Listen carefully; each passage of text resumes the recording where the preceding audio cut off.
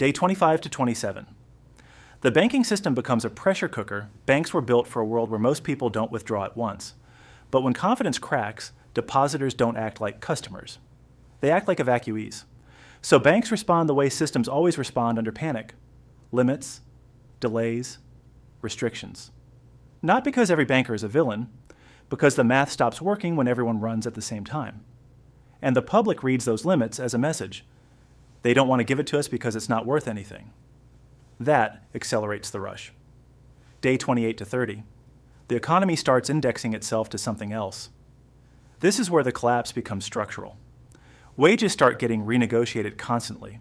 Prices are pegged to foreign currency in practice, even if illegal. Businesses demand payment up front. Middlemen thrive because they can arbitrage chaos. And a new class system appears overnight. People with assets that track reality, and people trapped in money that doesn't. That's why hyperinflation is so devastating. It's not only a price problem, it's a social trust problem. It rewires behavior.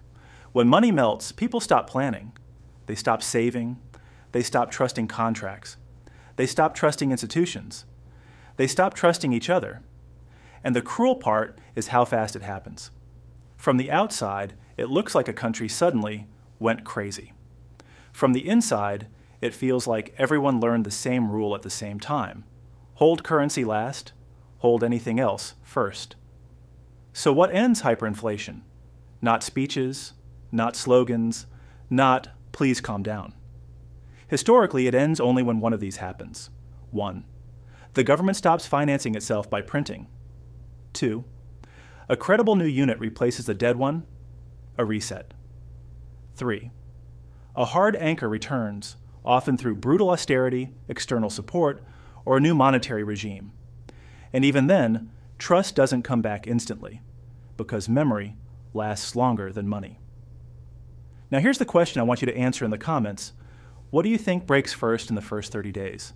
The currency, the banking system, or the public's trust? And if you want more stories that explain what the headlines hide, subscribe to Hidden Money History. Hyperinflation doesn't begin with a headline that says collapse. It begins with a government telling itself a small lie. We'll print now and fix it later. Because the real fuel of hyperinflation isn't ink, it's confidence. And once confidence breaks, the timeline moves fast. So let's walk through the first 30 days of a currency collapse. Not as theory, but as a pattern. History repeats. Day 1 to 3. The trigger. Everyone dismisses. Something forces the state into a corner. A budget blowout, war costs, a banking shock, sanctions, a debt payment it can't meet, or a sudden drop in tax revenue. Leaders choose the least painful option politically. Create money to cover the gap. At first it looks like relief. Cash flows, markets stay open. Officials say it's temporary. People believe it because they want to. Day 4 to 7, prices start acting weird. This is the phase where the public still argues, is it greedy merchants? Is it shortages? Is it just a few products? But here's what's actually happening. Businesses stop pricing for today. They start pricing for tomorrow's fear. Importers demand more local currency because replacement costs are rising. Wholesalers shorten payment terms. Retailers quietly reduce inventory because restocking feels dangerous. The first real symptom is not empty shelves. It's shorter trust.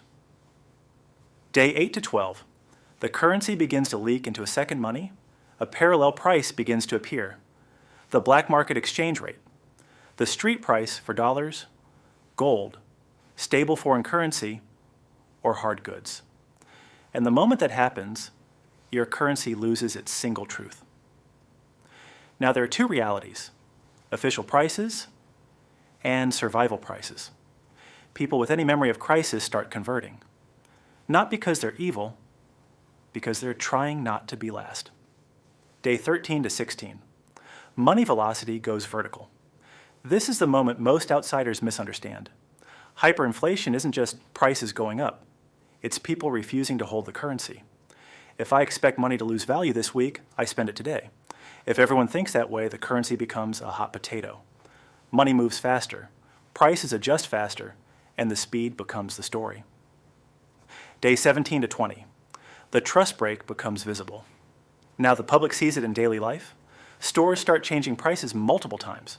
Businesses add valid for 2 hours, or call for price.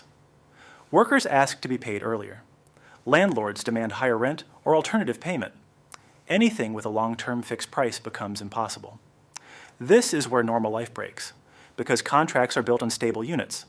When the unit dies, promises die with it. Day 21 to 24. Government tries to freeze reality.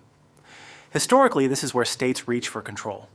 Price caps, limits, punishments, anti-hoarding rules, currency pegs that don't match reality.